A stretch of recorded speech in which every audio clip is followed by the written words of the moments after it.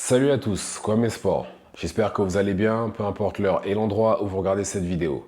Avant de commencer, cliquez sur like, abonnez-vous et activez la cloche de façon à être tenu au courant quand je posterai de nouvelles vidéos. Terence Crawford, actuellement en Super Welter et champion WBA de la catégorie. Mais avant ça, c'est un ancien champion incontestable dans la catégorie Super Lightweight, mais aussi dans la catégorie Welterweight. Et d'ailleurs, c'était il n'y a pas si longtemps que ça. Mais voilà, il a dit après le combat contre Spence, c'est que voilà, pour lui, atteindre la limite en welter, c'est juste plus possible, donc il a été obligé de monter. Et au début, enfin même pas au début, jusqu'à il n'y a pas si longtemps que ça, il n'a pas lâché les ceintures. Il les a lâchées une par une, on va dire. Il y en a une qui lui a été reprise, et après il a dû les lâcher une par une. La ceinture IBF lui a été reprise, après la WBC aussi, je pense. Non, la WB... Oui, WBC lui a été reprise. Après, ça a été, il a laissé la ceinture WBO vacante et enfin la ceinture WBA en dernier. Ce qui fait que là, maintenant, toutes les ceintures ont été récupérées et on a tous les champions en welterweight. Champion WBA, d'ailleurs, le dernier qui a reçu sa ceinture par la poste, c'est Stanionis. Avant lui, c'était Brian Norman Jr. Et avant lui, ça a été Mario Barrios. Et enfin, le champion IBF qui n'est autre que Jaron Ennis. Jaron Ennis, qui très clairement pour moi est le meilleur dans la catégorie maintenant que Spence, Crawford, Danny Garcia sont partis et que Keith Thurman n'est plus actif. Pour moi, c'est très clairement lui le meilleur de la catégorie. Mais maintenant, il se retrouve dans une impasse. Pourquoi? Parce que oui, certes, c'est le champion IBF de la catégorie welterweight, mais personne ne veut l'affronter, ou du moins pas pour peu d'argent. Comme a essayé de le faire Eddie Hearn avec Brian Norman Jr. par exemple, parce qu'ils ont essayé de négocier un combat avec Brian Norman Jr., mais les négociations n'ont abouti à absolument rien. Brian Norman Jr. voulait 2,2 millions, mais Eddie Hearn était prêt à payer 1,5 million. Maintenant, certes, oui, il est champion, il mérite plus d'argent, ça c'est sûr et certain. Ça, il n'y a pas à dire. La ceinture apporte de la valeur à son champion. Je ne dis pas le contraire. Mais j'ai du mal à croire qu'avant ça, Brian Norman Jr. touchait des grosses sommes quand il combattait. Il n'a jamais combattu d'ancien champion du monde. Il n'a jamais été champion du monde lui-même. Donc très clairement, enfin avant ça bien entendu.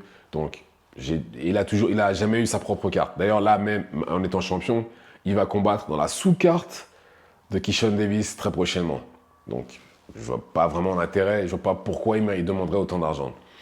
Et on a aussi, bon après là, il n'a pas essayé de négocier avec les autres, Stanionis, Stanionis et Barrios. Mais bon, je pense que ça risque d'être exactement la même chose. Donc là, il est très clairement, et pourtant l'objectif de Jaron Ennis, il l'a toujours dit, c'est d'être champion incontestable en welter. Mais je pense qu'à ce stade-là, ça va être compliqué. Mais là, ce qui lui est arrivé récemment, c'est que oui, personne ne veut l'affronter, mais il a quand même ses obligations en tant que champion. Ses obligations qui sont le défendre contre le premier mandataire qui est contre Karen, j'ai oublié son nom, c'est un combattant qu'il a déjà abattu et c'est la dernière fois d'ailleurs qu'il allait à la décision. Et d'ailleurs combat très ennuyeux, pas à cause de Boots, mais à cause de son adversaire qui n'a fait que de courir, qui n'a pas engagé, qui était clairement là pour prendre un chèque et finir le combat debout. Et c'est ce qu'il a fait. Et donc là, il a perdu le purse bid. Le purse bid, pour ceux qui ne savent pas, c'est une vente aux enchères pour savoir qui aura les droits télé et qui aura le droit de promouvoir le combat. Et ils ont perdu.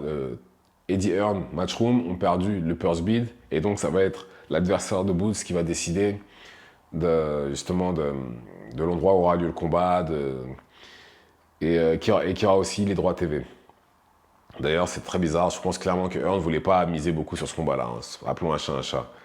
Mais d'un autre côté, il y a aussi Eddie Hearn qui a émis l'idée que Jaron Ennis puisse monter en Super Welter pour affronter Charles Conwell. Charles Conwell, qui est invaincu, je crois qu'il est numéro 4 WBC. Et gros puncher, ça pourrait être compliqué pour Boots. Mais voilà, ça pourrait être un combat difficile, mais à la portée de Boots quand même. Et c'est là où les choses se compliquent. C'est soit il reste en 147, il défend sa ceinture et éventuellement il essaie une énième fois d'unifier les ceintures avec les autres, ou soit il laisse sa ceinture IBF et il monte une bonne fois pour toutes. Je pense que le mieux pour lui serait de monter en Super Welter parce que c'est là où il y a les challenges, c'est la meilleure catégorie, il y a plus de gros noms, plus d'argent, c'est mieux pour lui. Ce serait mieux qu'il monte. Maintenant, après, je pense qu'il veut le faire, il compte le faire, mais comme il a dit, son objectif à lui, c'est vraiment de prendre toutes les ceintures en 147. Même si je pense que ce ne sera pas possible parce que les autres champions ne voudront pas l'affronter pour si peu d'argent. Et donc, éventuellement, monter serait très clairement la meilleure solution. Sachant qu'en plus, je pense que vu qu'il est avec Matchroom, je pense que les Saoudiens seraient prêts à mettre l'argent derrière lui pour qu'il puisse affronter justement Terence Crawford. Maintenant, je pense, en vrai, la réelle erreur qui a été commise par l'équipe de Boots, c'est signer chez Eddie Hearn. Au début, je pensais que c'était une bonne chose, mais en réalité, non. Je ne le pense plus maintenant. Je pense qu'il aurait dû signer chez PBC. Ouais, il aurait dû signer chez PBC, ça aurait été beaucoup plus facile pour lui. Barrios est signé chez PBC, ça aurait été plus facile pour lui d'avoir un combat contre Barrios s'il était signé chez PBC. Et il a déjà combattu sur les cartes PBC, c'est ça le pire en fait. C'est que c'était à sa portée. Malheureusement, il a choisi Eddie Hearn. Et je pense vraiment que c'est pas à son avantage. Et je pense que là, il va vite le comprendre. Il va vite le comprendre, parce que là, déjà, il va être obligé soit de laisser sa ceinture vacante ou de monter. Parce il est obligé de combattre Karen, j'ai oublié son nom de la terre IBF, qui l'a déjà battu et qui lui a donné un combat ennuyeux. Donc bon, lui dans son cas, en fait, je pense que quand les combattants signent, ils devraient regarder par rapport aux catégories où ils sont et qui il y a dans le roster de la personne chez qui il voudrait signer. Parce que, par exemple, je vois pas l'intérêt de signer chez Top Rank pour un welter, par exemple. Ça n'a aucun sens. Ils n'ont pas de welter. Et enfin, quoique, attendez. Si, Brian Norman Jr. en welter. Enfin, si, ils en ont, mais voilà, ils doivent en avoir qu'un seul. Donc, ils n'en ont pas énormément des welter à disposition. À la différence de PBC ou même, oui, même Golden Boy, j'ai envie de dire. Vous voyez?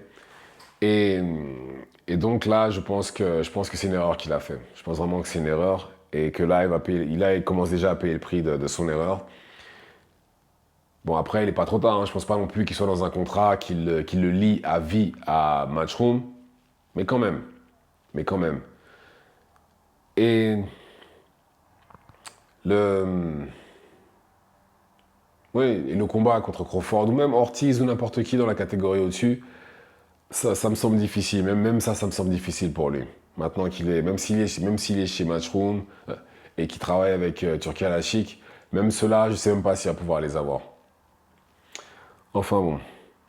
Dites-moi ce que vous en pensez dans les commentaires. Activez la cloche de façon à être tenu au courant quand je posterai de nouvelles vidéos. Et c'est tout pour moi. Ciao, ciao.